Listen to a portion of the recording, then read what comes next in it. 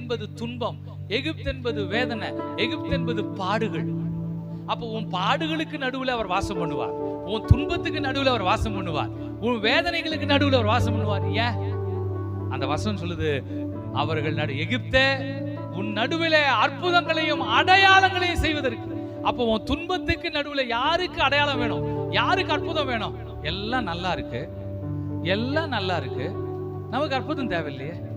துன்பத்தில் இருக்கிறவனுக்கு தானே விடுதலை வேணும், கஷ்டத்தில் இருக்கிறவனுக்கு தானே அற்புதம் வேணும். எகிப்து துன்பம், எகிப்து உபத்திரவம், எகிப்து வேதனை. அப்போ எகிப்தை போல நீ துன்பப்படுகிறாயா? நீ சோர்ந்து போகாத, உன் நடுவில் கர்த்தர் இருக்கிறார். Why?